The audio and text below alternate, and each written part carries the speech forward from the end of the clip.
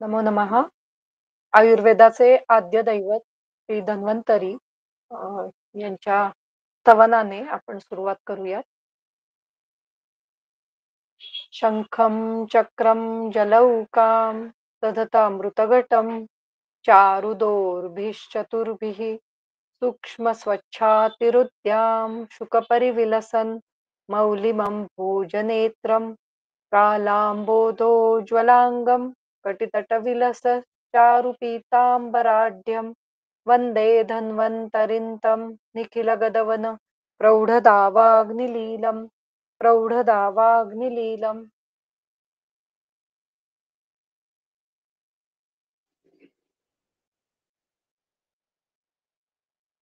तर आपण शारंधर संहितेचे जो मध्यम खंड आहे तो पाहत होतो आणि त्यातल्या क्षीरपाक अ, त्या त्यातल्या क्वाथाबद्दलची माहिती आपण घेत होतो आणि क्वाथामध्ये असलेले विविध प्रकार हे आपण पाहिले. त्याच्यामध्ये यवागू परिभाषा, प्रमथ्या, पानादी कल्पना, युष इत्यादींचं वर्णन आपण पाहिलं. उष्णोदक विधी पाहिला आपण आणि आता त्याच्या पुढचा जो आहे तो क्षीरपाक विधी आहे. या उजव्या पानावर आहे. हं. थोडंसं मोठं केलं म्हणजे तुम्ही जे स्क्रीन आहे ती मोठी केली तर तुम्हाला दिसेल. इदानीं क्षीरपाकविधिम् आहो. क्षीरम् अष्टगुणं द्रव्यात् क्षीरात् नीरं चतुर्गुणं क्षीर अवशेषं तत्पितं शूलम् आमोद्भवं जयेत. म्हणजे अ, द्रव्याच्या 8 पट क्षीर म्हणजे दूध घ्यायचं आहे आणि त्याच्या 4 पट हे पाणी घ्यायचं आहे आणि म्हणजे जर 1 भाग द्रव्य घेतलं, तर 8 भाग पाणी घ्यायचं आहे आणि 4 भाग जल घ्यायचं आहे आणि ते जल पूर्णपणे म्हणजे जेव्हा काढा करू आपण त्याचा, तेव्हा जल पूर्णपणे उडवायचं आहे त्याच्यातून आणि क्षीर अवशेष ठेवायचं आहे. क्षीर अवशेषम तत्पितम आणि ते क्षीर आपल्याला प्यायचं आहे. हे क्षीर जे आहे ते कसं उपयोगी पडतं तर आमोदभव शूलम जयेत असं म्हटलेलं आहे. खरं तर बरेच वेळेला दूध हे दिलं जात नाही. सामावस्थेमध्ये तर अगदीच बंद करा म्हणून सांगितलं जातं. पण अशा प्रकारे गाईचं दूध जेव्हा सिद्ध केलं जातं औषधांनी, त्यावेळेला ते आमाचा शूल सुद्धा कमी करण्यासाठी उपयोगी ठरतं असं म्हटलेलं आहे. आणि मग त्याच्यामध्ये त्यांनी पंचमूल क्षीराचा उपयोग किंवा पंचमूल पय याचं वर्णन केलेलं दिसतं. सर्व ज्वराणां जीर्णानां क्षीरं भैषज्यमुत्तमम्. श्वासात, कासात, शिरःशूलात, पार्श्वशूलात सपीनसात. मुच्यते ज्वरितः पीत्वा पंचमूली श्रुतं पयः. म्हणजे काय? तर सर्व ज्वरांमध्ये, जीर्ण ज्वरांमध्ये या पंचमूल क्षीराचा उपयोग होतो. जीर्ण ज्वरामध्ये सतत ताप आल्यामुळे अं, बलक्षय झालेला असतो, कृशता आलेली असते, अग्निमंद बऱ्यापैकी झालेला असतो. अशा वेळेला ह्या क्षीराच्यामुळे एकतर वरती सांगितल्याप्रमाणे सामता जी आहे ज्वरामधली ती कमी होणार आहे आणि त्याच्या बरोबरीने जर ज्वरामध्ये श्वास, कास, शिरःशूल, पार्श्वशूल किंवा पीनस अशी जर लक्षणं दिसत असतील, तर ती लक्षणं ही या पंचमूल क्षीरामुळे कमी होणार आहेत. हं. तर त्यामुळे या अ, क्षीराचा उपयोग आपण करू शकतो. पुढे त्रिकंटक पयः. त्रिकंटक बला व्याघ्री गूढ नागर साधितम. आता त्रिकंटकाचं वर्णन म्हणजे 3 प्रकारची अं, कंटक म्हणजे काटेरी वनस्पती. मग कंटकारी बृहती आणि त्याच्याबरोबर गोक्षूर असावं कारण त्याच्यातही काटे असतात. त्यामुळे त्रिकंटक म्हणजे कंटकारी, बृहती आणि गोक्षूर. त्यानंतर बला, व्याघ्री आणि त्याच्याबरोबर गूढ नागर साधितम. अ, व्याघ्रीचाही पर्याय इथे दिलेला दिसत नाहीये. व्याघ्री म्हणजे व्याघ्र नखी वगैरे बहुतेक असावं. त्याच्याबरोबर म्हणजे गूळ आणि नागर म्हणजे सुंठी. याच्यासह ते सिद्ध करायचं आहे. आणि हे कसं आहे तर वर्चो मूत्र विबंधग्नम कफज्वरहरम पयः. वर्च वर्चस म्हणजे मलप्रवृत्ती आणि मूत्रप्रवृत्ती यांचा जो काही विबंध असतो, वर्चः च मूत्रः च वर वर्चसः वर्चः च मूत्रः च वर्चो मूत्रो मूत्रौ आणि वर्चमूत्रयोः विबन्धः वर्चमूत्रविबन्धः वर्चमूत्र विबंधम हन्ति इति वर्चमूत्रविबंधघ्नम्. हं. अशा प्रकारे हे दूध काम करतं आणि कसं आहे तर कफ-ज्वर-हरं पयः. कफ कफामुळे उत्पन्न होणारा जो ज्वर आहे, तो कमी करण्यासाठी याचा उपयोग होतो. तर अशा प्रकारे हे 2-3 प्रकारचे पाक या ठिकाणी वर्णन केलेले दिसतात.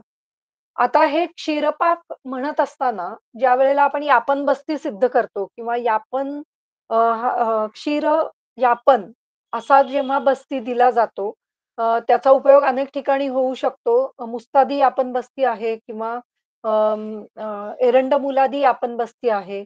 तर अशा प्रकारचे जे यापन बस्ती ग्रंथात वर्णन केलेले आहे. चरकांनी सिद्धिस्थानामध्ये शेवटच्या अध्यायामध्ये त्याचं वर्णन केलेलं आहे.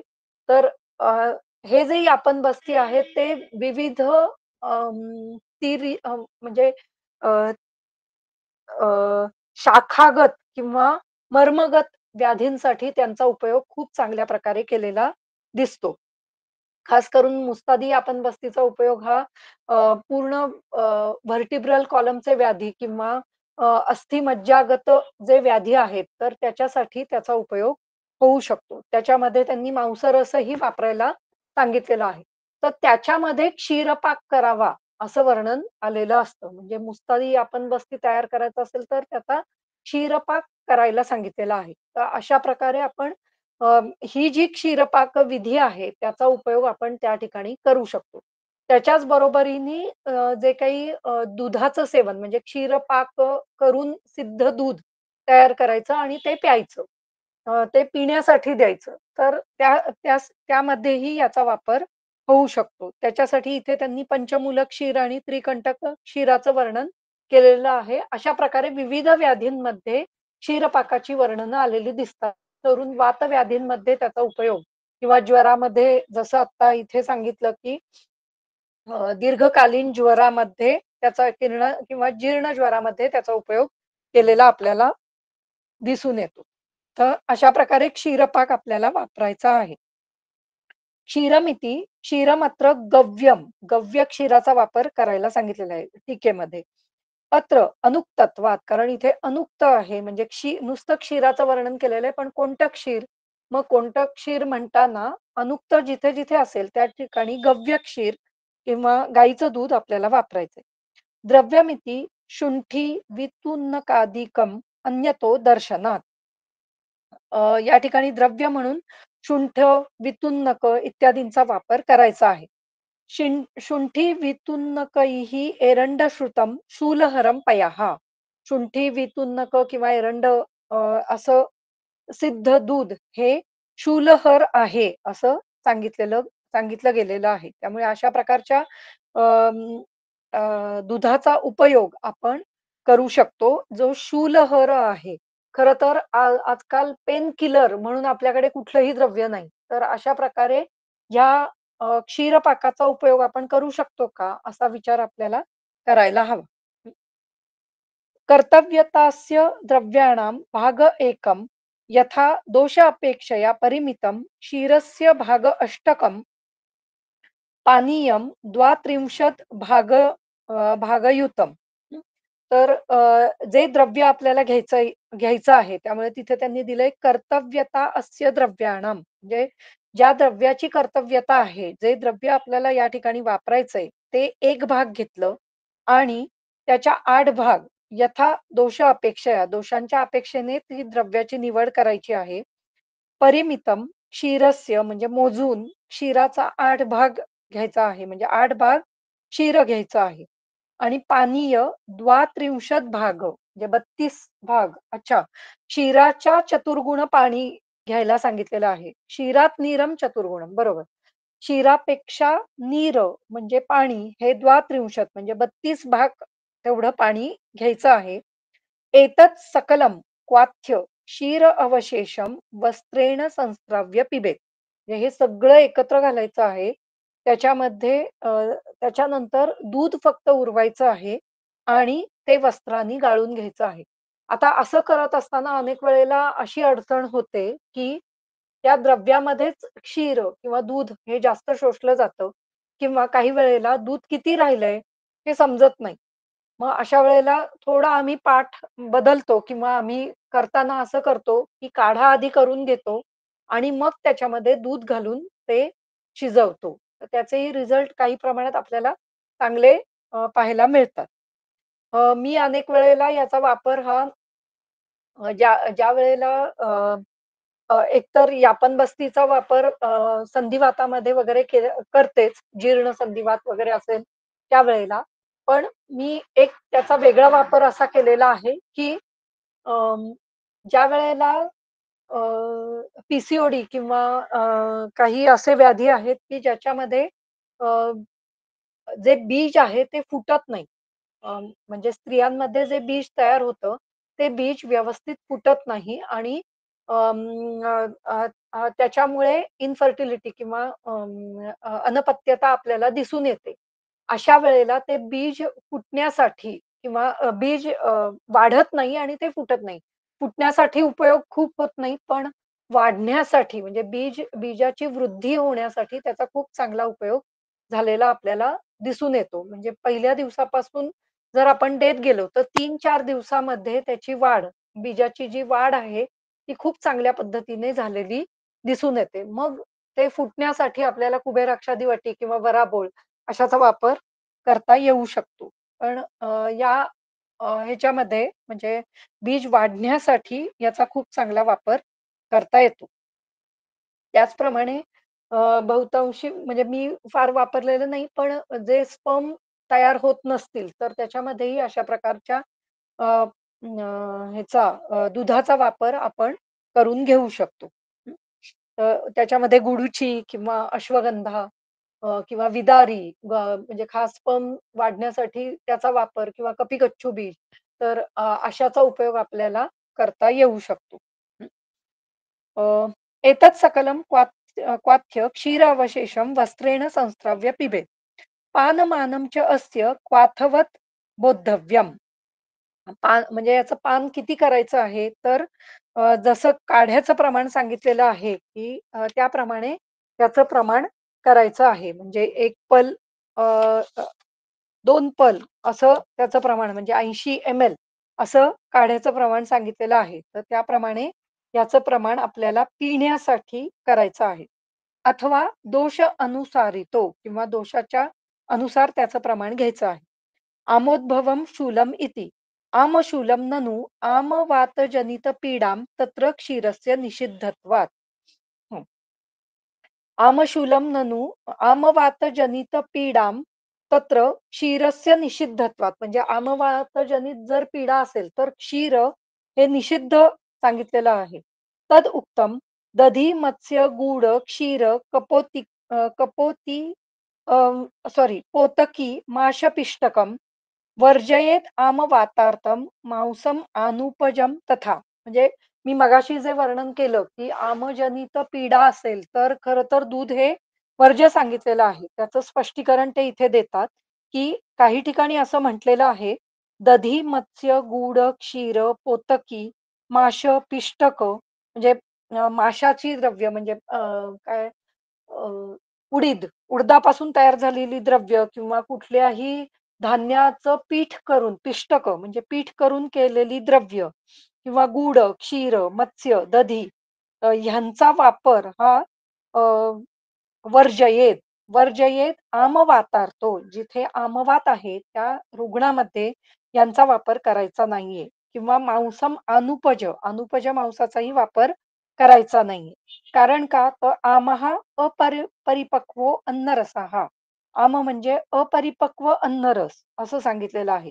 तथाहि जठर अनल दौर्बल्यात विपक्वस्तु यो रसः स आमसंज्ञको देहे सर्व दोष प्रकोपजाः. कारण जठरानलाच्या दौर्बल्यामुळे जो रस तयार होतो, त्याला आम अशी संज्ञा दिलेली आहे आणि हा आम हा सर्व दोष प्रकोपक आहे, असं वर्णन केलेलं दिसतं.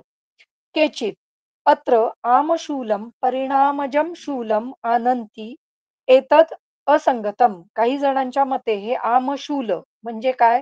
तर परिणामशूल म्हणजे परिणमन होताना म्हणजे आहार घेतल्यानंतर त्या आहाराचा परिणमन होत असताना, तो आहार परिपक्व होत असताना जर जर शूल उत्पन्न झाला, तर तो शूल इथे घ्यावा असं काहींचं म्हणणं आहे. पण ते असंगत आहे. अ, शूलम् अनंती अ, एतदपि सॉरी एतदपि संगतम् हे सुद्धा घ्यावं असं त्यांचं म्हणणं आहे. द्रव्यादिति सामान्यग्रहणेन अन्येषामपि क्षीरयोगानां विधानम एव बोद्धव्यम. हं. द्रव्यादिती द्रव्यात म्हणत असताना वेगवेगळी क्षीरविधान किंवा मी आता म्हटलं तसं की मुस्तादी करू शकतो किंवा एरंडमुलादी करू शकतो. तर अशा प्रकारे वेगवेगळे क्षीरयोग आपण या ठिकाणी करू शकतो. अ, पण इथे यांनी आमशूलामध्ये पुन्हा क्षीरपाकाचा उपयोग करावा का नाही, याचं टीकेमध्ये फार काही स्पष्टीकरण केलेलं दिसत नाही. पण ग्रंथामध्ये म्हणजे शारंधरांनी मात्र त्याचं वर्णन केलेलं आपल्याला दिसतं, की शूलम आमोद्भवम जयेत. आमजन्य शूलामध्ये त्याचा उपयोग चांगल्या प्रकारे होतो. तर अशा प्रकारे आपण वापरून पाहायला हरकत नाही. यथा बस्ती शुद्धीकरौ आवापम अ, अ, चतुर्गुणजलं पयः आवारी नाशात् क्वथितं शुक्र उदावर्त नाशनम. म्हणजे अ, ज्यावेळेला अशा प्रकारे आपण दूध तयार करतो, ते दूध बस्ती शुद्धीकरौ अपि बस्ती सुद्धा शुद्ध करणारं ठरतं. म्हणजे बस्तीगत जे काही व्यापद असतील किंवा मूत्रकृष्ण म्हणा किंवा मूत्राशमरी किंवा इतर काही बस्तीशी संबंधित असे जे काही व्याधी असतील, ते जठर, बस्ती जठर किंवा जे काही 13 प्रकारचे मूत्रगत व्याधी सांगितलेले आहेत, त्यांच्यामध्येही याचा वापर करावा असं वर्णन केलेलं दिसतं. आवारी नाशात म्हणजे आवारी या शब्दाचा अर्थ आवाप करणे म्हणजे ॲडमिक्स म्हणजे अं, या या ठिकाणी अ, द्रव्यामध्ये दूध घालणे किंवा दुधाचं आवापन करणे असं आपण म्हणू शकतो. हं. आणि ह्याचा उपयोग कशामध्ये होतो तो? आवारी नाशात क्वथितम अ, शुक्र आर्तव नाशनम. आता या ठिकाणी क्वथितम हे आवारी नाशात या शब्दाचा वापर हा क्वथितम या शब्दाशी केल्यास त्या ठिकाणी म्हणजे जल निघून गेल्यानंतर जे क्वथित झालेलं दूध आहे, असा आपण त्या ठिकाणी त्याचा अर्थ काढू शकतो, की ज्याच्यातून जल निघून गेलेलं आहे आणि जे दूध सिद्ध झालेलं आहे, क्वाथ ज्याचा झालेला आहे. तर अ, हां. आ वारी नाशद. ही इति मर्यादार्थम म्हणजे वारी नाशात. वारी म्हणजे जल आणि त्याचा नाश होणं. त्यामुळे जोपर्यंत पाणी उडून जात नाही, तोपर्यंत ते क्वथित करायचं आहे. म्हणजे त्याचा काढा करायचा आहे. असं वर्णन केलेलं इथे दिसतं. आणि त्याचा उपयोग कशासाठी होतो तर शुक्र उदावर्त नाशनम म्हणजे उदावर्तजन्य शूल किंवा उदावर्त जर असेल, तर त्याच्यामध्येही याचा उपयोग होतो. म्हणजे आपण असं म्हणू शकतो, की ज्या ठिकाणी मूत्रगत व्याधी आहेत किंवा मलगत व्याधी आहेत, तर त्यांचा नाश करण्यासाठी अशा प्रकारच्या दुधाचा किंवा शुक्रगत व्याधी आहेत. म्हणजेच जिथे वाताच्या आधिक्याने किंवा अपानवायूच्या आधिक्याने निर्माण होणारे जे काही व्याधी आहेत, त्यांच्यामध्ये याचा उपयोग खूप चांगल्या पद्धतीने करता येऊ शकतो. एतदपि प्रसंगतो व्याचष्टे. अत्र म्हणजे या प्रसंगामध्ये सुद्धा याचा उपयोग केलेला दिसतो. अत्र बस्ती शुद्धीकराणी तृण पंचमूली वीरतरत्वादी तरत्वादीनी आवाप इह क्षीर शोधनार्थम कल्काः. म्हणजे तृण पंचमूली किंवा वीरतरवादी असे कल्क आवाप करून सिद्ध क्षीर या ठिकाणी करता येऊ शकतं. तथा हि उक्तम कुश, काश, शर, दर्भ, इक्षु च इति तृणोद्भवम्. पित्त कृष्णहरम पंचमूलम बस्ती विशोधनम एतत् सिद्धम पयाः पीतम मेढ्रगम हंती शोणितम. त्यामुळे ज्या ठिकाणी आपल्याला मेढ्रग दोष आहेत, मेढ्रजन्य काही दोष उत्पन्न होत आहेत, त्या ठिकाणी अशा प्रकारे सिद्ध क्षीर यांचा उपयोग करता येऊ शकतो. मग प्रोस्टायटिसमध्ये येईल का? तर त्याचाही विचार आपल्याला इथे क करता येण्यासारखा आहे. म्हणजे तृणपंचमूल सिद्ध दूध तयार करायचं आणि मग त्याचा वापर आपण प्रोस्टेट ग्रंथीच्या वाढलेली असेल, तर त्या ठिकाणी आपल्याला करता येऊ शकतो. कारण हे कसं आहे, तर पित्त कृष्णहरम म्हणजे पित्तजन्य जर शूल आहे किंवा पित्तामुळे जर अं, वातावर आवरण निर्माण झालेलं असेल, तर अशा प्रकारच्या शूलामध्ये किंवा अशा प्रकारच्या लक्षणांमध्ये याचा उपयोग बस्ती विशोधनासाठी केलेला दिसून येतो. त्यामुळे अशा प्रकारचं सिद्ध क्षीर वापरून हे रोग आपल्याला दूर करता येतात. एतत् सिद्धं पयः पीतं मेढ्रगम हंती शोणितम म्हणजे मेढ्रामध्ये अ, जे काही शोणित आता इथे शोणिताचा अर्थ आपल्याला अ, रक्त या असाही घेऊ शकतो. त्यामुळे त्या तिथल्या ज्या काही व्हेन्स आहेत किंवा तिथल्या ज्या काही अं, त्या तिथे जाणाऱ्या ज्या काही वाहिन्या आहेत, त्या शुद्ध करण्यासाठी याचा उपयोग होऊ शकतो. त्यामुळे अ, अ, नक्कीच याचा उपयोग इन्फर्टिलिटीमध्येही आपल्याला म्हणजे स्पर्म कमी आहेत किंवा स्पर्म ची त्यांची मोटिलिटी कमी आहे. तर अशा ठिकाणी वीरतर्वादीचा उपयोग आपण करून त्याच्यामध्ये रिझल्ट मिळवू शकतो. हं. अथ क्षीरपाकविधिः द्रव्यम औषधम तथा च वृंदः. या ठिकाणी वृंद नावाच्या आचार्यांनी काही वर्णन केलेलं दिसतं. पंचमूली श्रुतम क्षीरम पिप्पली वापी तच्छ्रुतम. म्हणजे पंचमूल घ्यायचे जे वरती वर्णन केलेलं आहे पंचमूलांचं. अ, हां, तृणपंचमूल जे आहे कुश, काश, शर, दर्भ आणि इक्षु. हे पंचमूली श्रुत क्षीरच तयार करायचं आणि त्याच्यामध्ये पिंपळी पण घ्यायची. हं. पिंपली वापी तच्छ्रुतम. त्याच काढ्यामध्ये पिंपळीही घालायची आणि त्याच्यामध्ये शिंशप, गंडिका, निंबा, धारोष्णम वा ज्वरापहम. त्याच्यामध्ये सीसम म्हणजे शिशमाचं झाडाची जी काही सार आहे किंवा साल आहे, ते वापरायचंय.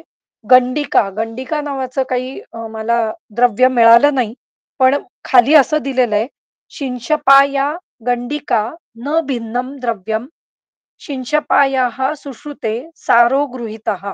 तर त्याचा सार भाग घ्यायचा आहे किंवा साल, आतील गाभा आपण साल किंवा आतील गाभा असं म्हणू शकू. तर सार म्हणजे खरं तर आतील गाभा म्हणजे साल काढल्यानंतर आतील भाग जो आहे, त्याचा वापर आपल्याला या ठिकाणी करायचा आहे आणि या ठिकाणी धारोष्ण दूध वापरायला सांगितलेलं आहे. त्याच्याबरोबर कडुनिंब आणि गंडिका याही द्रव्यांचा वापर करायचा आहे. पण गंडिका या शब्दाचा अर्थ काही लक्षात आला नाही. तथाच उदकात द्विगुणं क्षीरं शिंशपा सारसंयुतं क्वथितं क्षीरशेषं च सर्वज्वरगदापहम्. म्हणजे पुन्हा इथे बहुतेक वृंद या अ, आचार्यांनी तेच वर्णन केलेलं आहे, की म्हणजे पाण्याच्या 2 पट क्षीर घ्यायचं आहे आणि इथे थोडी वेगळी विधी दिलेली दिसते. कारण ज्या शारंधरांनी दिलेल्या विधीमध्ये आपल्याला क्षीराच्या 4 पट असं पाणी घालायचंय. म्हणजे 32 पल इतकं पाणी घालायचंय किंवा 32 भाग इतकं पाणी घालायचंय आणि याच्यामध्ये मात्र पाणी कमी घेऊन क्षीर हे 2 पट त्याच्या घालायचं आहे आणि मग त्याच्यामध्ये शिंशपाचा सार घालायचा आहे. त्याचं प्रमाण काही दिलेलं नाही. त्यामुळे आपण असं धरू शकतो, की एक भाग शिंशपसार, त्याच्या 2 पट अ, हे त्या त्याच्या 2 पट उदक आणि त्याच्या 2 पट क्षीर असं करून आपल्याला तो जो काही क्षीरपाक आहे, तो आपण सिद्ध करू शकतो. हं. क्वथितं क्षीरशेषं च सर्व ज्वर कदापहम्. काही ठिकाणी असं वर्णन पण दिसतं, की 1 भाग द्रव्य, 4 भाग पाणी आणि तेवढंच भाग दूध असंही घेऊन क्षीरपाक केलेला आपल्याला दिसून येतो. त्यामुळे समभागामध्ये सुद्धा आपल्याला क्षीरपाक करता येऊ शकतो. पण क्षीरपाक अ, जसा आपण आपल्याला अनुभव येईल त्याप्रमाणे अ, किती दोष आहेत, त्याप्रमाणे किती दूध घ्यायचं आणि किती ते उरवायचं, अ, हे आपलं आपण ठरवायला पाहिजे. साधारण 100 एम-एल पेक्षा जास्त क्षीरपाक कदाचित तो जास्त होऊ शकेल. इथे त्यांनी 80 एम-एल प्रमाण म्हणजे क्वाथाप्रमाणेच प्रमाण घ्यायला सांगितलेलं आहे. त्यामुळे 80 एम-एल पर्यंत द्यायला हरकत नाही. अ, आम्ही जेव्हा बस्तीमध्ये देतो, तेव्हा ते साधारण 100 एम-एल दूध उरवतो आणि ते 100 एम-एलचाच फक्त दूध, हे म्हणजे ते जे काही सिद्ध दूध आहे, ते दूध आम्ही क्षीरपाक म्हणून त्याचा देतो. तर अशा प्रकारे ही क्षीरपाक विधी आपल्याला करता येऊ शकतो. पुढे, संप्रती यवागु प्रभृतिकान अन्न प्रक्रियाम आह. या ठिकाणी यवागु इत्यादीपासून तयार केलेल्या ज्या काही अन्न प्रक्रिया आहेत, त्यांचं वर्णन केलेलं दिसतं. तर बरेच वेळेला असं म्हटलं जातं, की जर तुम्हाला व्यवस्थित औषधीकरण यायला हवं असेल, तर तुम्हाला अ, अन्न शिजवणं किंवा जे काही पाककला आहे, ती खूप चांगल्या प्रकारे यायला पाहिजे. तर तुम्हाला ते औषधीकरण सहज, सोप्या पद्धतीने जमू शकेल. तर बऱ्याच अन्न प्रक्रिया या आपल्या ग्रंथांमध्ये वर्णन केलेल्या दिसतात. यवागू आहे, युष आहे किंवा मंड आहे, पेया आहे किंवा पुढे काही उत्कारिका वगैरेचं वर्णन केलेलं दिसतं किंवा जर तुम्ही सुप्यकार म्हणून एक ग्रंथ आहे किंवा सुप्यकार म्हणून एक पुस्तक आहे, जे वैद्य अभिजित सराफ यांनी लिहिलेलं आहे. त्याच्यामध्ये काही जुने जी काही अ, पुस्तकं आहेत, आता मला पटकन नाव नाही आठवत आहे त्यांची, पण त्या पुस्तकांमधून काही संदर्भ घेऊन त्यांनी अशा वेगवेगळे जे काही पाककला आहेत, त्यांचं वर्णन केलेलं अ, त्या ग्रंथामध्ये केलेलं आहे आणि त्याचा उपयोग करून जर आपण अन्न शिजवलं, तर ते आयुर्वेदीय पद्धतीने शिजवलेलं अन्न अशा प्रकारे ते होईल आणि अ, अ, त्याचा उपयोग आपण आपल्या रोजच्या पाककलेमध्येही करू शकतो. तर अशा प्रकारचे सिद्धयूष किंवा पेया यांचा आपण काही इंट्रोडक्शन आपण आपल्या मुलांनाही देऊ शकतो, की ज्याच्यानी ते अन्न लघु म्हणजे हलकं, पचायला हलकं होईल आणि पण त्याचा जास्तीत जास्त फायदा किंवा आपल्या शरीरामध्ये त्याचे गुण हे जास्तीत जास्त प्रमाणात किंवा ते गुणकारी अशा पद्धतीचे असं ठरेल. तर अशा प्रकारे आपल्याला ही अन्न प्रक्रिया या समजून घ्याव्या लागतील. अथ अन्न प्रक्रिया अत्र एव प्रोच्यते न अतिविस्तरात. यवागुः षड्गुणजले सिद्धा स्यात् कृशरा घना. तण्डुलैः मुद्गमाशैश्च तिलैवा साधिता हिता. यवागु ग्राहिणी बल्या तर्पिणी वातनाशिनी. या ठिकाणी यवागूचं वर्णन केलेलं दिसतं. याच्यामध्ये यवागूमध्ये षड्गुण जल म्हणजे 6 पट पाणी घालायचं आहे. षड्गुण जले सिद्धा स्यात् कृशरा घन. आता याच्यामध्ये यवागू प्रमाणेच कृशरा करावी. मग त्याच्यातही 6 पट पाणी घालून आपण करू शकतो. पण जर कृशऱ्या करताना, कृशरा म्हणजे खिचडी. तर खिचडी करताना जर आपण 6 पट पाणी घातलं, तर ती खूप तुलतुलीत किंवा खूप जास्त पातळ अशा प्रकारची होईल. त्यामुळे 3 पट किंवा 4 पट पाणी हे योग्य होतं. अ, पण यवागू ही 6 पट पाणी घालून करायला सांगितलेली आहे आणि तसं कृषरेला घन हा शब्द किंवा घन हे विशेषण दिलेलं आहे. त्यामुळे त्याच्यामध्ये थोडं कमी पाणी घालून आपण ती शिजवू शकतो किंवा 6 पट पाणी घातलं, तर तेवढं पाणी आटवावं असंही आपण करू शकतो. जेव्हा आपण ते कुकरमध्ये ठेवून करतो ही कृषरा, तेव्हा त्याच्यामध्ये 3 किंवा 4 पट पाणी पुरेल. पण जर बाहेर ठेवून केली तर नक्कीच 6 पट पाणी त्याला लागेल. कारण बाहेर ठेवून केलेल्या कृषरेमध्ये पाणी लवकर उडून जाण्याची शक्यता आहे. त्यामुळे त्या ठिकाणी आपण 6 पट पाणी घालून नक्कीच कृषरा करू शकतो. फक्त ती करताना घन करावी असं इथे वर्णन केलेलं दिसतं. आणि कशाने सिद्ध करावी? तर तंडुलैहि मुद्ग माशैश्च म्हणजे तांदूळ, मूग आणि माश म्हणजे उडीद त्या ठिकाणी घ्यायचे आहेत आणि त्याच्याबरोबर म्हणजे तिळाचं चूर्ण असंही आपण घेऊ शकतो. अशी ही यवागू ही कशी आहे तर ग्राहिणी शरीरामध्ये संग्रह निर्माण करणारी आहे, बल्य आहे, तर्पण करणारी आहे आणि वातनाशन करणारी आहे. म्हणूनच कृषरा ही रोज खाऊ नये असंही म्हटलं जातं, की कारण ती ग्रहण करणारी आहे, संग्रहण करणारी असू शकते. त्यामुळे जेव्हा गरज आहे त्यावेळेला कृषरेचा नक्कीच उपयोग करावा. पण रोज-रोज कृषरा अनेक ह्याच्यामध्ये फक्त रात्री कृषराच केली जाते किंवा फक्त खिचडीच केली जाते मुद्ग माश घालून. तर ती योग्य नाही. तरी त्यातल्या त्यात माश घातले तर ती थोडी वर्चस्स वाढवणारी किंवा माशामुळे ती कदाचित संग्राहिणी फार ठरणार नाही. पण फक्त कृषरा ही संग्राहिणी आहे असं इथं वर्णन केलेलं दिसून येतं. अथ अन्न इति.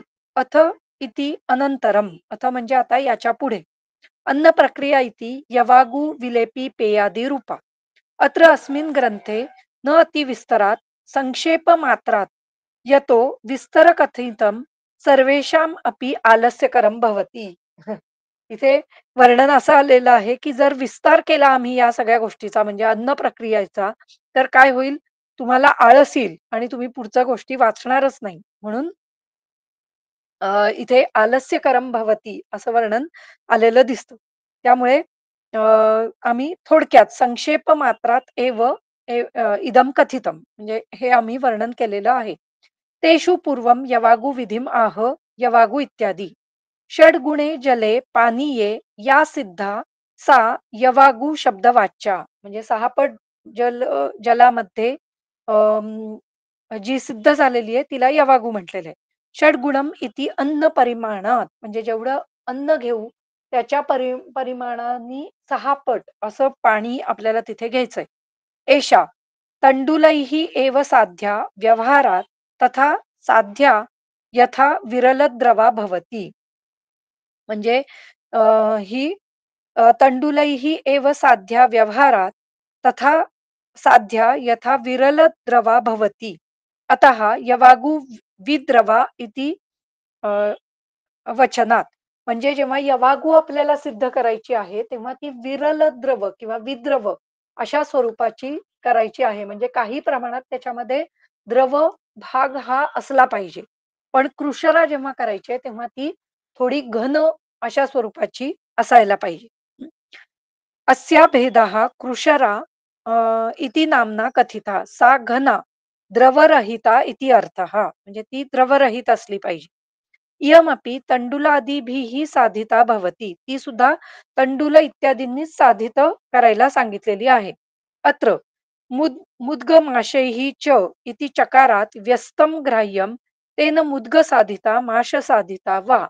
त्यामुळे इथे मुद्ग साधित किंवा माश साधित आणि पुन्हा वा हा शब्द समुच्चय तंत्रयुक्तीसाठी आलेला आहे. वा या शब्दाचा अर्थ असा आहे, की तुम्ही इतरही काही घेऊ शकता. म्हणजे तूर घेऊ शकता किंवा मटकी घेऊ शकता किंवा इतर जी कडधान्य आहेत, त्या सर्वांचा वापर आपण या ठिकाणी द्विदल आणि एकदल अशा दोन्ही प्रकारच्या शाली-शिंबी धान्यांचा वापर आपण या ठिकाणी करू शकतो. तर अशा प्रकारे सिद्ध केलेली कृशरा किंवा यवागू इथे वापरायला सांगितलेली. तिल अन्यत्र उभयत्र अ, योज्यानी आणि तीळ हे सर्वत्र आपल्याला आपण वापरू शकतो. तंत्रांतरे अपि तिलतण्डुलमाशकृता यवागुः एव कृशरा कथ्यते. केचित् अनुक्तत्वात् तिलमाशतण्डुलान् अत्र साम्यं मन्यते. हां, म्हणजे या ठिकाणी असं दिलंय, की अ, इतर ग्रंथांमध्ये सुद्धा या तिल, तंडुल, माश यांनी युक्त अशी यवागू घ्यावी. अ, अशी यवागू किंवा कृशरा करावी असं वर्णन केलेलं आहे. पण केचित अनुक्तत्वात म्हणजे या ठिकाणी अनुक्त वर्णन केलेलं आहे, की तिल किती प्रमाण घ्यायचं किंवा तंडूल किती प्रमाण घ्यायचं, मुदगं किती प्रमाण घ्यायचं. तर व्यवहारामध्ये साधारणतः तांदूळ 2 भाग घेतले तर अ, मुदगं किंवा माश हे 1 भाग असं घेऊन कृशरा बनवली जाते. तर इथे पण त्यांनी तसंच वर्णन केलेलं दिसतं. केचित् अनुक्तत्वात तिलमाश तंडुलानाम अत्र साम्यं मन्यते. म्हणजे काही जणांचं म्हणणं आहे, की इथे अनुक्त आहे त्यामुळे त्यांचं साम्य म्हणजे समप्रमाणात घ्यावे. हं. तद न मनोहरम पण ते जर आपण तशा प्रकारे कृषरा तयार केली, तर ती मनोहर नाही होणार. ती खूप चांगली चविष्ट अशा प्रकारची होत नाही. हं. किंतु व्यवहारात तंडुलानां भागद्वयम म्हणजे तांदूळ 2 भाग आणि माशस्य भाग एकम अर्धभागिकम तिलानाम म्हणजे तांदूळ 2 भाग, माश इत्यादी माश, मुदगं किंवा इतर काही धान्य घ्यायचं असेल, तर ते 1 भाग आणि तीळ वगैरे जर काही वरतून घालायचे असतील, तर ते अर्ध भाग असे घालावेत, असं वर्णन केलेलं आहे. आता इथे तिळाच्या जागी आपण अनेक वेळेला शेंगदाण्याचं कूट घालतो किंवा काही जण खोबरं घालतात. तर ते अ, अन्न प्रक्रिया म्हणून त्याचा उपयोग योग्य आहे. पण जेव्हा आपण एखादं औषध म्हणून द्यायचं असेल, तर ग्रंथामध्ये सांगितल्याप्रमाणे तिलाचा वापर आपण त्या ठिकाणी करू शकतो. हं. त्यामुळे जेव्हा आपण ज्वरामध्ये देत असू, तर तिथे तीळ वापरावेत. पण जर आपण अ, अ, घरी बनवणार असू, तर इतर अनेक गोष्टी आपण त्याच्यामध्ये टाकू शकतो. यवागुः इति सामान्येन अस्य बहवः भेदाः सन्ति. म्हणजे वेगवेगळे यवागूचे भेद सांगितलेले आहेत. तद्यथा दुग्ध तंडूल यवागुः म्हणजे दूध आणि तांदूळ यांनी सिद्ध यवागू म्हणजे खीरच जवळ घृततंडुल यवागू म्हणजे घृतापासून तयार केलेली यवागू. मग हां, मांसतंडुल यवागू मांसाने सिद्ध अशी यवागू किंवा फलकंद तंडूल यवागू इति एताः सर्वो यवाग्वो द्रव्य अनुसारितो गुणकराः संधानीयाः भवन्ति. हे द्रव्याच्या अनुसार ते वेगवेगळ्या गुणांचे असतात. मग दुग्ध तंडुल यवागू ज्या ठिकाणी कृश व्यक्ती आहे, त्या ठिकाणी आपण हे अशा प्रकारचे पायस किंवा यवागू करून देऊ शकतो. हं. त्यानंतर मांस तंडुल यवागू ज्या ठिकाणी अ, अ, जर अग्निमांद्य असेल, तर त्या ठिकाणी मांस रसाचा वापर करून आपण अशा प्रकारे यवागू करू शकतो. त्या ठिकाणी आपण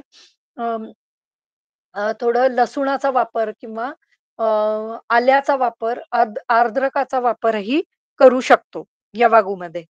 त्यानंतर फलकंद तंडुल यवागू याचाही उपयोग पौष्टिक म्हणून आपण करू शकतो. वेगवेगळे फळांचे कंद तिथे वापरायला सांगितलेले आहेत किंवा घृततंडुल यवागू याचाही उपयोग आपण जेव्हा ज्वर असेल त्या ठिकाणी आणि अग्निमांद्य असेल त्या ठिकाणी सिद्ध घृत किंवा केवळ गोघृताचा वापर करून किंवा खाण्यासाठी म्हणून घृततंडुल यवागू आपण तयार करू शकतो. म्हणजे घृतामध्ये भर्जित करून घ्यायचं आणि मग त्याच्यापासून यवागू सिद्ध करायची. इदानीं तस्या गुणम् आहु यवागू इत्यादी. ग्राहिणी ती संग्राहिका म्हणजे अतिसार इत्यादींमध्ये आपण या यवागूचा उपयोग करू शकतो. त्यामुळे अतिसार झाल्या-झाल्या पेशंटला सिद्ध यवागू किंवा पेया, युष यांचा उपयोग आपण सांगू शकतो. हं. बल्या, बलकारिणी, ओजो वृद्धिकरी इति अर्थः. म्हणजे बल्य बलकारी असते. तर्पिणी, धातूनां तृप्तीही जननी. त्यामुळे धातूंची तृप्ती करणारी. वातप्रणाशिनी च इति स्वभावात आणि वातनाशक अशी ही स्वभावाने असते. गूढार्थ दीपिकेमध्ये वर्णन केलेलं आहे. अथ अन्न प्रक्रिया षड्गुणे जले सिद्धा यवागुः स्यात्. 6 पट जलामध्ये सिद्ध अशी यवागू घ्यावी. ततः घना कृशरा स्यात्. त्याच्यापेक्षा घन अशी कृशरा तयार करावी. सा तंडुलैः मुद्गमाशैश्च तिलैः वा साधिता वातादीनां कृशरा अन्न प्रकार भेद भिन्न. अशी ही जी काही यवागू आहे ती तंडुल, मुदग, माश, तिल यांनी साधित असावी आणि ती वात इत्यादी रोगांमध्ये वापरावी. तर ही अन्न प्रकार म्हणून त्याचा उपयोग आपण करू शकतो. तर अशा प्रकारे पहिली जी काही यवागू आणि कृशरा यांचं वर्णन इथे पूर्ण होतं. पुढे अथ विलेपी विवरणं दर्शयन् आहो. विलेपी घनसिक्ता स्यात् सिद्धा नीरे चतुर्गुणे तर्पणी बृहणी हृद्या मधुरा पित्तनाशिनी. विलेपी कशी आहे तर घनसिक्त आहे. म्हणजे या ठिकाणी अं, अ, घन स्वरूपात तयार केलेली अशी जी काही आहे तिला विलेपी असं म्हटलेलं आहे. आणि त्या विलेपीमध्ये सिक्त म्हणजे जे काही आपण द्रव्य घेऊ, तर ते द्रव्य त्या द्रव्याच्या 4 पट पाणी घालायचं आहे. आणि मग ते सिद्ध करायचं आहे.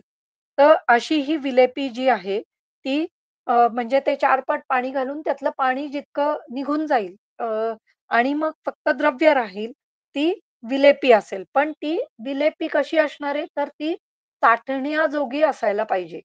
लेपन करणं. त्यामुळे चाटण्याजोगी अशी ती विलेपी असायला पाहिजे.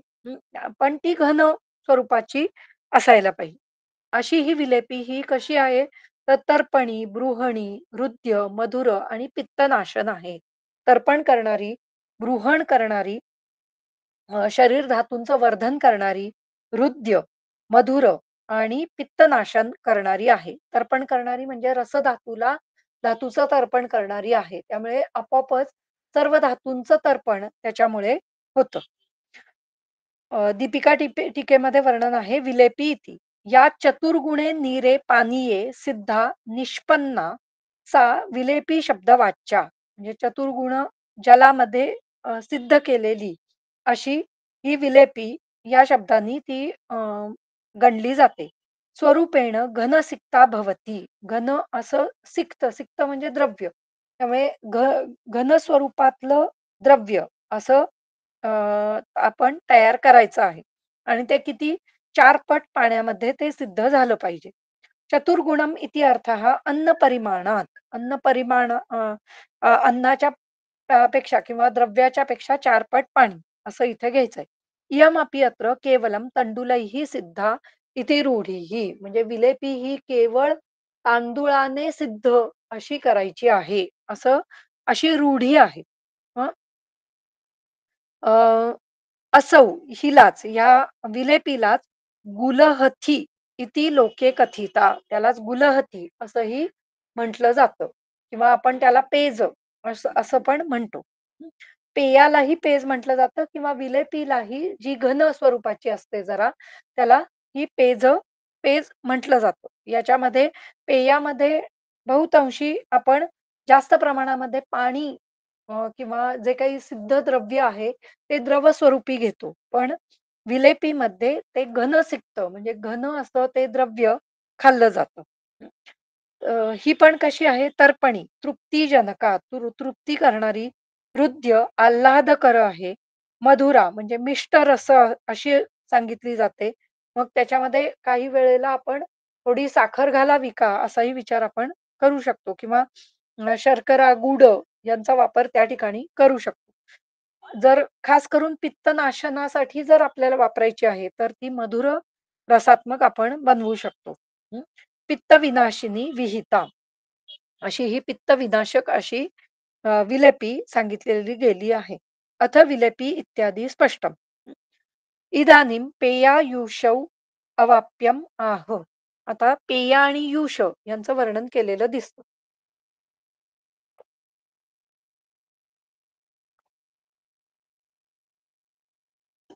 मागच्या भागामध्ये पण युषाचं वर्णन आलेलं आपण पाहिलंय. यवागूचं वर्णनही आलेलं आहे, युषाचंही वर्णन आलेलं आहे. पण इथे पुन्हा वर्णन केलेलं दिसतं. तर हे अन्न प्रक्रियेसाठी यांचं वर्णन केलेलं आहे. याच्यामध्ये थोडं पाण्याचं प्रमाण हे कमी आहे. अ, यवागू सिद्ध करताना जेव्हा औषधी सिद्ध यवागू वर्णन केलेली आहे मागच्या भागामध्ये आपण ती पाहिली, की प्रमथ्या, यवागू, युष. असं वर्णन पाहिलं, तर त्याच्यामध्ये 4 पल द्रव्य घेऊन 64 पल पाणी घालायला सांगितलंय. किंवा युज करत असतानाही एक वारी प्रस्थ सॉरी एक प्रस्थ इतकं पाणी म्हणजे 32 पल इतकं पाणी घालायला सांगितलेलं आहे.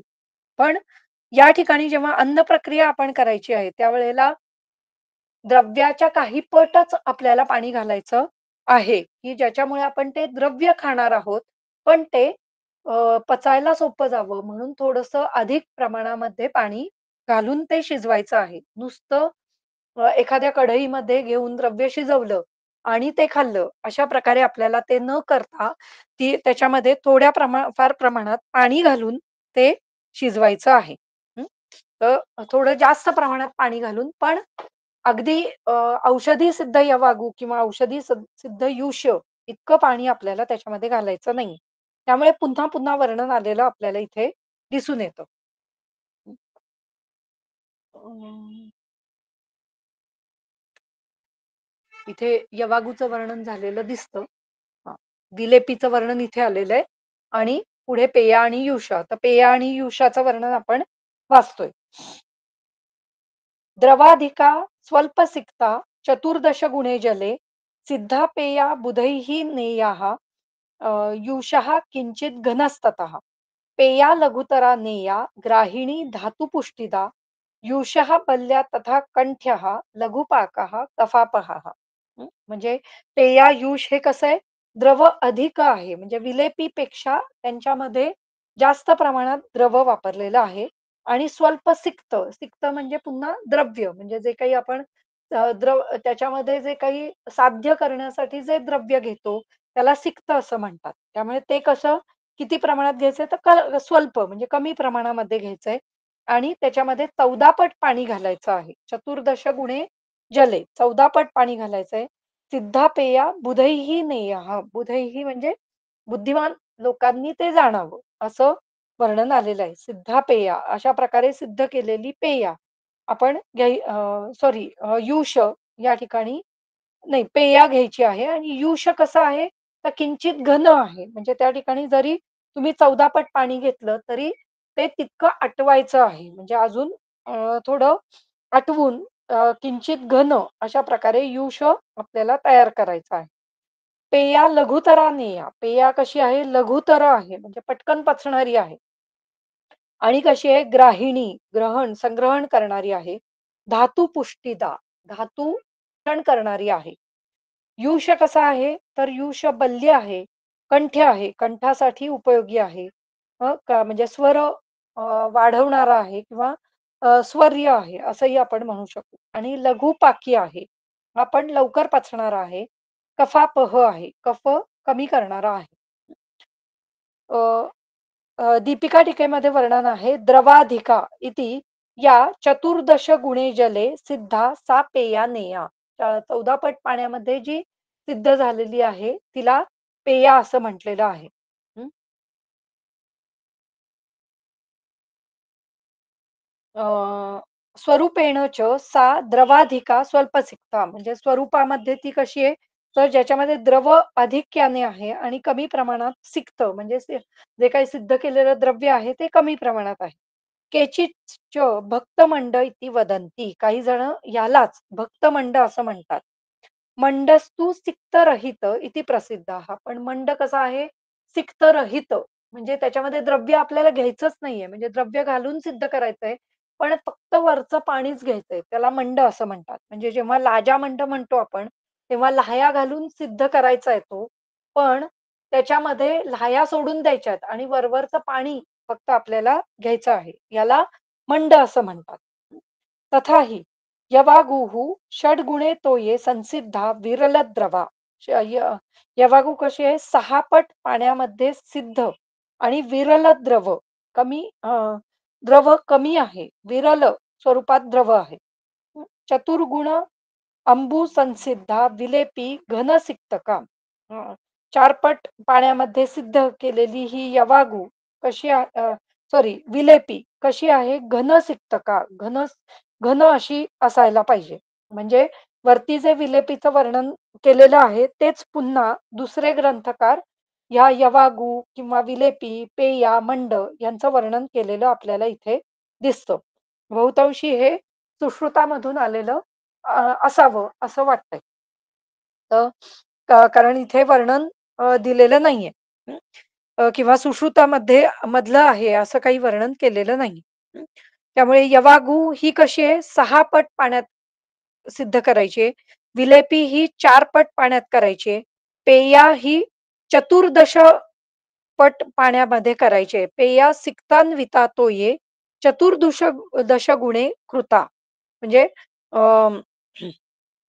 चतुर्दश गुण इतक्या पाण्यामध्ये ती सिद्ध करून सिक्तान्वित म्हणजे त्या द्रव्यासह ती प्यायची आहे. हं. मंड चतुर्दश गुणे सिद्ध तोये. ॲक्चुअली हे असिक्तकहा पाहिजे. ससिक्तकैः, ससिक्तकहा असं वर्णन आलेलं आहे. पण ते खरं तर असिक्तकहा असं पाहिजे. तर ते ज्या ग्रंथातून घेतलंय तिथे पाहायला पाहिजे. इथे स्पेलिंग मिस्टेक झालेली आपल्याला दिसते. तर मंड हा असिक्त क असायला पाहिजे. म्हणजे त्याच्यामध्ये ते द्रव्य आपल्याला घ्यायचं नाहीये. हं. त्यामुळे मंड हा 14 पट पाण्यातच सिद्ध करायचा आहे. पेयासारखाच पण असिक्त क असा घ्यायचा आहे. युषम अपि आह युषम अपि आह तत इति. तस्मात् पेया रूपद्रव्यात् यः किंचित घन सांद्रो भवति स युष इति उच्यते. म्हणजे पेयारूपीच घन असं जेव्हा असतं किंवा सांद्र स्वरूपी असतं. सांद्र म्हणजे थोडंसं घन किंवा जे पटकन असं वाहून जाणार नाही, त्याला आपण सांद्र असं म्हणतो. तर असं जे द्रव्य आहे, त्याला युष असं म्हटलं जातं. एष युषः केवल मुद्गैः कृतः इति सामान्येन अस्य केचित्. म्हणजे काही जणांचं म्हणणं आहे फक्त मुदगं सिद्ध युष करता येतो. पण असं काही नाहीये. अ, अ, युषाचे वेगवेगळे प्रकार आहेत किंवा जे जसं आपण मुगाने सिद्ध युष करतो, तसं कुळिथाने सिद्धही युष करता येतो किंवा इतर धान्यांनी मटकीने सिद्ध युष करता येतो. वातव्याधीमध्ये सॉरी ज्या ठिकाणी आपल्याला चलत्व हा गुण गरजेचा आहे, त्या ठिकाणी आपण अ, हे मटकी किंवा चवळी यांनी सिद्ध असं युष आपण देऊ शकतो किंवा मूत्रकृष्ठामध्ये कुळिथानी सिद्ध असा युष हा देऊ शकतो किंवा ज्या ठिकाणी किडनी स्टोन आहे, त्या ठिकाणी आपण कुळिथानी सिद्ध युष देऊ शकतो. पुन्हा प्रतिशाय आहे, त्या ठिकाणी आपण कुळिथानी सिद्ध युष कफहरणासाठी देऊ शकतो. त्याच्यामध्ये कुळिथानी किंवा हुलगे यांनी सिद्ध असा युष तयार करायचा. त्याच्यामध्ये थोडंसं मिरपूड किंवा लसूण असा याचा वापर जर आपण केला, तर तो खरोखरच कफहर किंवा कफ कमी करण्यासाठी उपयोगी ठरतो. त्यामुळे नवप्रतिशयामध्ये जरूर याचा वापर करायचा आहे. त्याचप्रमाणे कुळिथानी सिद्ध युषाचा उपयोग हा पाषाण भेदनासाठी आपल्याला होऊ शकतो. त्यामुळे मूत्रकृष्ठामध्ये किंवा किडनी स्टोन किंवा जिथे मूत्राशमरी आहे, अशा ठिकाणी याचा उपयोग आपल्याला करता येऊ शकतो. हं. तर अशा प्रकारे केवळ सिद्ध युष असा नसतो, तर अशा वेगवेगळ्या द्रव्यांनी सिद्ध असे युष आपल्याला करता येऊ शकतात. हं. यतो मुद्गरस इति लोके अत्रापि दशगुणं जलं देयं. हं. अन्नपरिमाणात् युष इति सामान्येन अस्य बहवो भेदाः सन्ति. ते 18 गुणे जले साध्या इति तंत्रांतरीयं मतम्. म्हणजे काही तंत्रांतरामध्ये इथे 14 पट पाणी सांगितलेलं आहे. काहींमध्ये 18 म्हणजे 18 पट पाणी अ, घ्यावं असंही वर्णन आलेलं आहे. तथाहि स्याद हितः साधितो युषस्तु 18 गुणे जले म्हणजे 18 पट पाण्यामध्ये युष सिद्ध करावा असं वर्णन आलेलं आहे. गुणम अनयोः वक्तुमाह. पेया लघुतरा इति. पेया कशी आहे? तर लघुतर आहे. लघुतर इति अर्थः अर्थम लघुपाका म्हणजे लवकर पचणारी अ, ज्याचा पाक हा लघु आहे असं अ, असं जे द्रव्य आहे ते म्हणजे पेया. ग्राहिणी इति अतिसारादीनां. त्यामुळे अतिसार इत्यादींमध्ये संग्रह करणारी अशी ती पेय आहे. ननु द्रव्यम अन्नम अतिसारे द्रवम अन्नम अतिसारे निषिद्धम. आता जर असा विचार केला आपण, की काही ठिकाणी असं वर्णन आलेलं आहे, की अतिसारामध्ये द्रव अन्नाचा निषेध सांगितलेला आहे. द्रव अन्न देऊ नये, असंही वर्णन आलेलं आहे. यद उक्तम वर्जयेत द्विदलम. द्विदल अन्न जे आहे, ते वर्ज्य करायचंय. कुठे? शूली, कुष्टी, मांसम, क्षयी, स्त्रियां. हं. द्रवम अन्नम अतिसारी सर्वं च तरुणज्वरी.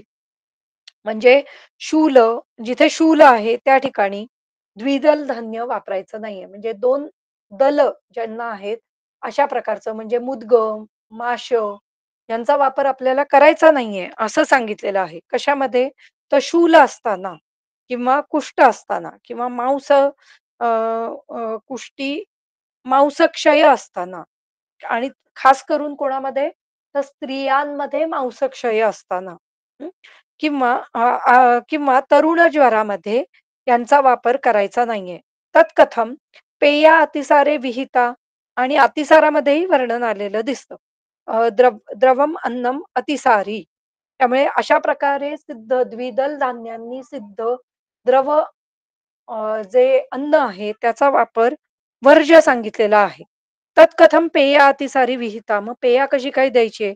तर उच्यते अविहित द्रव अन्न निषेधार्थम वाक्यमिदम.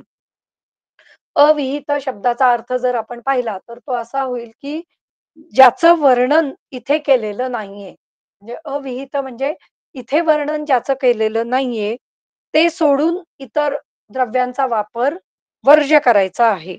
म्हणजे अ, आता जर इथे आपल्याला वर्णन मुद्गयूषाचं केलेलं आहे, तर त्याचा वापर नक्की आपण करू शकतो. पण जे अविहित आहे, म्हणजे ज्याचा उपयोग करू नये, असं सांगितलेलं आहे किंवा ज्याचा उपयोग इथे दिलेला नाहीये, तर त्याचा आपण वापर त्या ठिकाणी करू नये. म्हणजे आत्ता मी वर्णन जे केलं, की मुदगं सोडून काही द्रव्यांचा वापर हा करावा. युष म्हणून करावा, असं मी वर्णन केलं. म्हणजे कुळिथाचा वापर मूत्राशमरीमध्ये करावा किंवा अ, अ, काय प्रतिशायामध्ये करावा किंवा अ, अ, जे मटकीचा उपयोग काही व्याधींमध्ये करायला सांगितलेला आहे. खास करून जिथे चंचलत्व नाहीये किंवा कमी झालेलं आहे, त्या ठिकाणी वात वाढवणारी किंवा वाताचा चंचल गुण वाढवणारी जी काही द्रव्य आहेत, त्यांचा वापर करायला सांगितलेला आहे. तर अविहित या शब्दाचा अर्थ असा आहे, की ज्या ठिकाणी ज्याचा वापर करावा, असं वर्णन केलेलं आहे, त्या ठिकाणी त्याचा वापर करावा, परंतु इतर गोष्टींचा वापर करू नये. म्हणजे जर जिथे कुळिथाचा वापर करावा, असं वर्णन केलेलं आहे, तिथे मुदगाचा उपयोग करून काही उपयोग नाही किंवा त्याचा उपयोग फार फायदेशीर काही ठरणार नाही.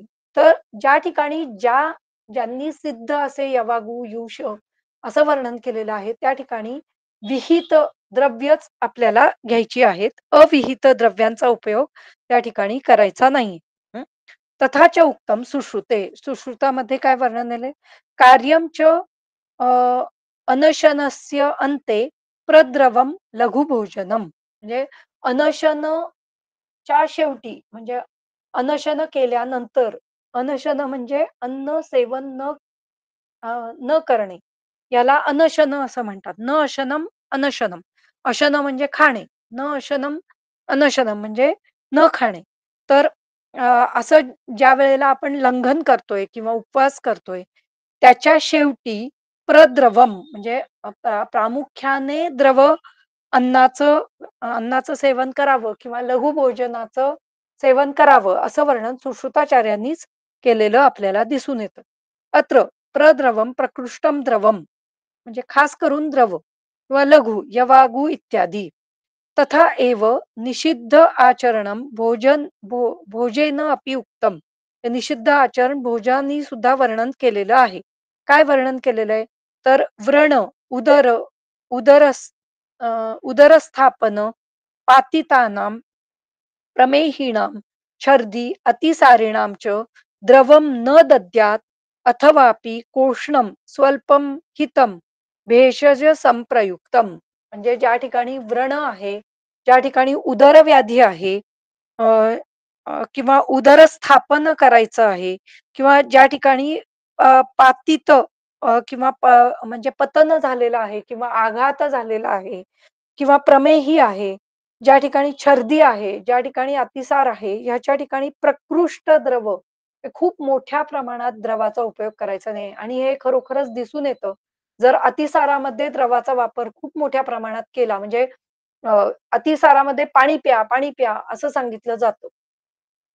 पण जर आपण त्या ठिकाणी जेवढं पाणी पिऊ, तेवढं ते पुन्हा अतिसारामध्ये अतिसाराच्या द्वारे निघून जातं, हे आपल्याला दिसून येतं. किंवा छर्दी होत असताना अधिक प्रमाणात पाणी प्यायलं, तर ते निघून जातं. पण कन्व्हेन्शनल मेडिसिनमध्ये असं सांगितलं जातं, की छर्दी किंवा वांती आहे त्या ठिकाणी मग ते ओ-आर-एस घ्यायला सांगतात किंवा काय अधिक प्रमाणात पाणी प्या, पाणी प्या किंवा अ, काय मीठ आणि म्हणजे सैंधव आणि किंवा मीठ आणि साखर घालून ते पाणी प्यायला सांगतात. तर या सगळ्याचा उपयोग हा वॉटर रिटेन्शनसाठी नक्की होणार आहे. पण ते किती प्रमाणात घ्यावं ह्याची काही मर्यादा असायला पाहिजे. जर ते अधिक प्रमाणात घेतलं तर त्यांनी उलट छर्दी किंवा अतिसार हे अधिक प्रमाणात वाढणारच आहे. ॲक्चुअली कन्व्हेन्शनल मेडिसिनमध्ये लगेचच अँटी म्हणजे डायरिया किंवा अँटी व्हॉमिटिंग याच्यासाठी काही द्रव्य ही दिलीच जातात. त्यामुळे अ, त्यामुळे त्याच्याबरोबरीने अधिक पाणी पिणं हे योग्य आहे. पण जर आपण आयुर्वेदिक पद्धतीने जात असू, तर त्या ठिकाणी पाणी हे कमी प्रमाणातच घ्यावं, हेच उचित आहे. कारण आपली द्रव्य ही अँटी डायरिया किंवा अशा स्वरूपाची नसतात किंवा म्हणजे व्हॉमिटिंग किंवा छर्दी ही बंद करणारी अशा स्वरूपाची नसतात, तर ती पित्त कमी करणारी असतात आणि पित्त कमी केल्याने छर्दीवर परिणाम होणार आहे किंवा छर्दी कमी होणार आहे किंवा आपली द्रव्य ही ग्राही असतात. आपण स्तंभन हे लगेच करत नाही. आपण ग्राही द्रव्यांचा, सुंठ इत्यादी द्रव्यांचा वापर करतो. ज्याच्यामुळे संग्रहण होतं. सॉरी ज्याच्यामुळे पाचन होतं, दीपन होतं. पण संग्रहण हे अ, अ, इतक्या लवकर आपण लगेच संग्रहण करणारी द्रव्य ही देत नाही आणि ती देऊही नाही सुरुवातीला. मग अशा वेळेला जर आपण त्यांना अ, अ, द्रव भाग किंवा द्रव अन्न हे जेवढं उपयोगी आहे तेवढ्याच प्रमाणात आणि हे सुरुवातीपासून केलं तर त्याचा जास्त फायदा झालेला दिसतो. जेव्हा अतिसार सुरू झालेले आहेत, त्या ठिकाणी लगेचच जर आपण सुंठीचा वापर केला, तर ती काही प्रमाणात ग्राही आहे, पण अधिक प्रमाणात पाचन करणारी आहे. त्यामुळे त्याचा उपयोग हा जास्त झालेला दिसून येतो. अशा वेळेला खरोखरच खूप पाणी प्या, असं सांगण्याचीही गरज पडत नाही किंवा बिल्वासारखी द्रव्य वापरली, सुंठ आणि बिल्व यांचा वापर केला, तर नक्कीच संग्रहण हे योग्य पद्धतीने होतं. तिथे स्तंभन होत नाही, पण संग्रहण होतं आणि अतिसार थांबतो. छर्दीमध्ये जर आपण कामदुधासारखी द्रव्य वापरली किंवा लघुसूतशेखर अशासारखी द्रव्य वापरली, तर तिथे दीपन पाचन होऊन किंवा पाचन होऊन छर्दी कमी होते. या ठिकाणी सुंठी जलाचा वापर आपण पिण्यासाठी किंवा साळीच्या लाह्यांचा वापर जर छर्दीमध्ये केला, तर तेही संग्रहण करणारं आहे किंवा अं, अ, अ, म्हणजे त्या ठिकाणी आपण जर मंड वापरला, तर छर्दी विनाशक किंवा छर्दी कमी करण्यासाठी त्याचा उपयोग होऊ शकतो. मग अशा ठिकाणी आपल्याला द्रव भाग हा कमी घ्यावा किंवा द्रवाचं प्रमाण तुम्ही कमी ठेवूनही छर्दीचा विनाश करू शकता. तर अशा प्रकारे आपल्याला या द्रव्यांचा वापर करायचा आहे. त्यामुळे जे सांगितलेलं आहे, की व्रणामध्ये, उदरामध्ये किंवा प्रमेहामध्ये, छर्दीमध्ये, अतिसारामध्ये हे भाग हा कमी घ्यावा. द्रव्याचा द्रव द्र द्रव स्वरूपी अन्नाचं सेवन हे कमी करायचं आहे. पुढे दिलेलं आहे युषोपी बल्य बल करो. युष हा बल्य किंवा बलकर आहे. कंठ्य आहे, कंठासाठी हितकर आहे. पाकामध्ये लघु आहे आणि कफापह आहे, कफ कमी करणारा आहे. अतएव अत्र मुद्गयुषः कृत अकृत क्वथितश्च. म्हणजे ते मुद्गयूष जेव्हा आपण बनवतोय तेव्हा तो कृतयूष किंवा अकृतयूष म्हणजे ज्याला आपण काही सिद्ध केलेलं आहे म्हणजे वरून त्याला काही तैलयुक्त किंवा त्याला काही फोडणी दिलेली आहे, त्याला कृतयूष असं म्हणतात आणि अकृतयूष म्हणजे ज्याला काही सिद्ध केलेलं नाहीये, त्याला काही फोडणी दिलेली नाहीये, त्याला अकृतयूष असं आपण म्हणू शकतो. तथाहि कफग्नो, दीपनो, हृद्य शुद्धानां व्रणीनाम् अपि उक्ताः पद्यतमश्च एव मुद्गयूष कृत अकृताः. तर व्रणामध्येही कुठे मुद्गयूष वापरायचा आहे? तर अ, अ, अ, व्रणामध्ये किंवा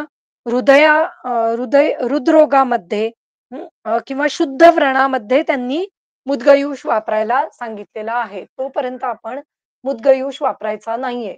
तर ज्या ठिकाणी व्रण आहे, व्रण झालेला आहे, पण तो अशुद्ध आहे, तर अशुद्धाच्या ठिकाणी मुद्गयूषाचा उपयोग करायचा नाहीये.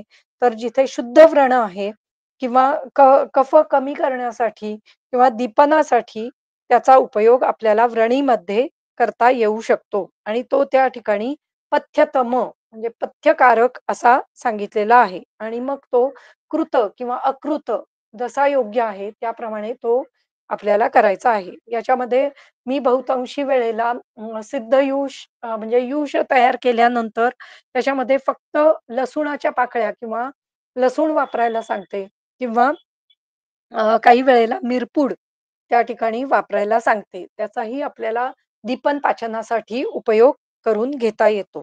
अशा प्रकारे मुद्गयूष किंवा यवागू आत्तापर्यंत आपण यवागू, यूष या अन्न प्रक्रियेतील काही गोष्टी आपण पाहत आलेलो आहे. आज इथे आपण थांबूयात. हं, पुढचं विधी भक्त विधी आहे आणि मंडव यांचा उपयोग हे क्वाथ द्रव्यामध्ये कसा करायचा हे पुढच्या काही व्याख्यानांमध्ये आपण घेणार आहोत. तर आज इथे आपण थांबूया.